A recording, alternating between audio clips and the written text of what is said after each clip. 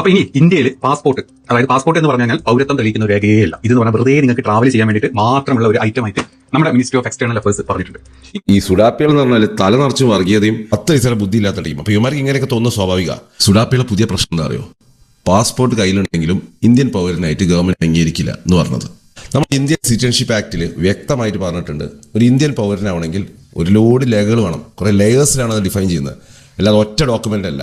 എന്ന് വെച്ചാൽ നിങ്ങൾക്ക് ജനന സർട്ടിഫിക്കറ്റ് കൊടുക്കേണ്ടി വരും, ചിലപ്പോൾ നിങ്ങൾക്ക് നിങ്ങളെ പാസ്പോർട്ട് കാണിച്ചു കൊടുക്കേണ്ടി വരും, ചിലപ്പോൾ നിങ്ങൾ ID കാർഡ് കാണിച്ചു കൊടുക്കും. അങ്ങനെ കുറേ രേഖകൾ ചേർന്നിട്ട് പ്രൊഡ്യൂസ് ചെയ്താൽ മാത്രമേ നമ്മളൊരു പൗരനെ കണക്കാക്കുള്ളൂ. അതുപോലെ തന്നെ പാസ്പോർട്ട് ആക്ടിലെ സെക്ഷൻ 20 പറയുന്നുണ്ട്, ഇന്ത്യക്കാരല്ലാത്ത അല്ലെങ്കിൽ ഇന്ത്യൻ പൗരന്മാരല്ലാത്ത ആളുകൾക്കും ഇന്ത്യൻ പാസ്പോർട്ട് കൊടുക്കാനുള്ള പ്രൊവിഷൻ ഉണ്ട്. അപ്പോൾ ഈ രണ്ട് സാധനങ്ങൾ ഉള്ളതിനാൽ പാസ്പോർട്ടിനെ സ്റ്റാൻഡ് അലോൺ ആയിട്ട് ഒരു പൗരത്വ രേഖയായിട്ട് ഗവൺമെന്റ് അംഗീകരിക്കില്ല. ഇതിനർത്ഥം പാസ്പോർട്ടിന് ഒരു വിലയില്ല എന്നല്ല, പാസ്പോർട്ട് അടക്കമുള്ള പല രേഖകളും കാണിക്കണം. പക്ഷെ പൊട്ടൻ സുഡാപ്പി വിചാരിച്ചിരിക്കുന്നത് ഇത് മുതൽ പാസ്പോർട്ടിന് ഒരു വിലയില്ലാന്ന്. ഇതാണ് ഒറ്റയാളൊക്കെ ഒരു ബുദ്ധി. ഈ വക വർഗ്ഗങ്ങളുടെ ബുദ്ധി ഇത്രയേ ഉള്ളൂ. അതാണ് ഇതിന്റെ പ്രശ്നം. ഓൾറെഡി 2013 ബോംബെ ഹൈക്കോർട്ടിന്റെ ഒരു വിധി വന്നിട്ടുണ്ട്. എനിക്ക് തോന്നുന്നു ഒരു അഫ്സൽ ഖാൻ എന്നാണ്. ഇയാൾ ഒരു അഫ്ഗാനിസ്ഥാൻകാരനായിരുന്നു.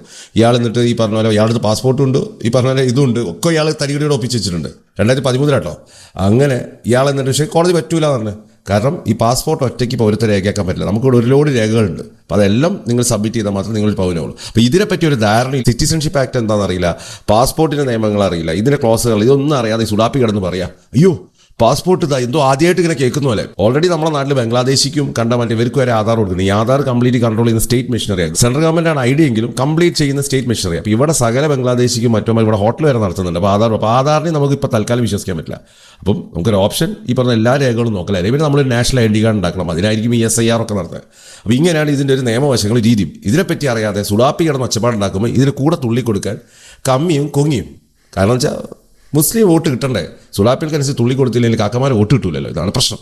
അപ്പോൾ സുഡാപ്പികൾ ഒരു കാര്യം മനസ്സിലായിക്കോ, കുറെ തക്കിട് തരികളുടെ രേഖ ഒപ്പിച്ചിട്ട് കാര്യമില്ല. നിങ്ങളുടെ എല്ലാ രേഖകളും ഒരു 5 or 6 രേഖകളുണ്ടെങ്കിൽ ഇതെല്ലാം നിങ്ങൾ പ്രൊഡ്യൂസ് ചെയ്താൽ മാത്രമേ നിങ്ങളെ ഇന്ത്യൻ പൗരനായി അംഗീകരിക്കുള്ളൂ. പാസ്പോർട്ടിനെ സ്റ്റാൻഡ് അലോൺ ആയിട്ട് ഒരു പൗരത്വ രേഖയായിട്ട് അംഗീകരിക്കും. ഇത് പല രാജ്യങ്ങളും ഇങ്ങനെ തന്നെയാണ്. ഈ സുഡാപ്പി കിടന്ന് വിളയാടുന്ന ഈ മിഡിൽ ഈസ്റ്റ് രാജ്യങ്ങളിലൊക്കെ ഈ പറഞ്ഞ ഇങ്ങനെ തന്നെ. അവിടെ പാസ്പോർട്ട് മാത്രമേ രേഖയായിട്ട് അംഗീകരിക്കില്ല, അവിടെ വേറെ പല കാർഡുകളും വേറെ പല കാര്യങ്ങളും വെച്ചിട്ട് അംഗീകരിക്കുള്ളൂ. ഇതൊക്കെ സുഡാപ്പിക്ക് അറിയാം. ഇത്രയും ബുദ്ധിയില്ലാത്ത സുഡാപ്പികൾ വേറെ ഉണ്ട്. എന്നാലും കേട്ടത് ഇങ്ങനെ രാജ്യത്തിനോടുള്ള ദേഷ്യം ഇങ്ങനെ പല രീതിയിൽ തീർക്കുക.